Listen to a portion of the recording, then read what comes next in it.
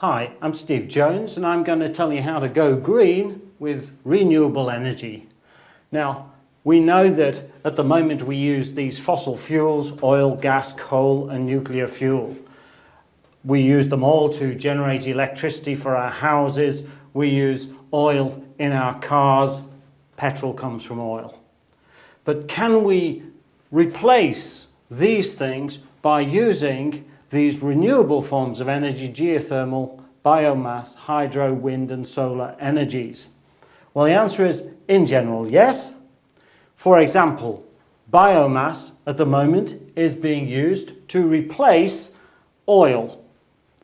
Oil, petrol that we get from oil, can be replaced by biodiesel. And biodiesel is a very important fuel. The one thing we have to remember is that biomass, which is plants, the energy comes from the sun. So we have to somehow resolve the use of biomass also with production of food. We can't turn every field into production for biomass. So if we're going to produce diesel from biomass, we have to think, well, is this sustainable? Can I get enough food for the people to eat? Otherwise, I'm actually defeating my purpose.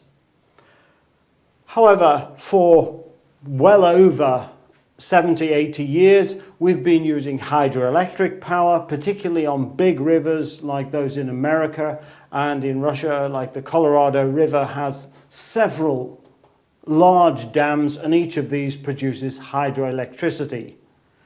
A more modern way of doing it, of course, is to use wind power.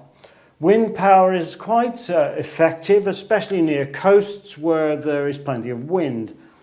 Solar energy is generally used for smaller uses because you can't actually produce large amounts of energy using solar energy unless you have very large arrays of solar panels. Geothermal energy, well, you're lucky if you've got a geothermal power plant in your area.